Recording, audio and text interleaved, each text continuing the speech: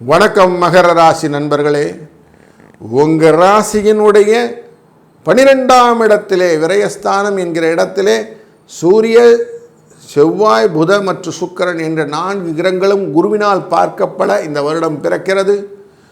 உங்கள் ராசியினுடைய 5ஆம் இடம் என்கிற இடத்திலே சுகஸ்தானத்துக்குள்ளர, பூர்வ புண்ணியஸ்தானத்துக்குள்ளர அமரக்கூடியதாக சந்திர பகவான் உச்சத்தில் அமர்கிறார். உங்களுக்கு 7ஆம் இடத்துக்காரர். அதனாலே கலத்திரன் மூலியம் வரக்கூடிய அனைத்து விதமான சுகங்களையும் பெறுவதற்கான வாய்ப்புகள் இருந்தாலும் தடைகள் உண்டாகும். சின்ன சின்ன தடைகள் இருந்தாலும் நீங்கள் ஓவர் கம் பண்ணி வெளியில் வந்துடலாம்.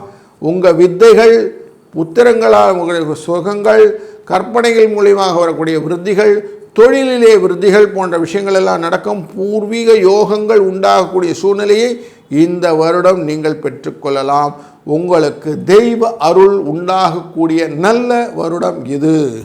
இந்த வருடத்தில் அயன சயன போகம் என்கிற விஷயமும் உங்கள் முக வசியத்தினால் வாடிக்கையாளரின் எண்ணிக்கையும் அதிகரிக்கக்கூடிய சூழ்நிலையும் இருப்பதனால் ஒரு நல்ல வருடத்தில் இணைகிறீர்கள்.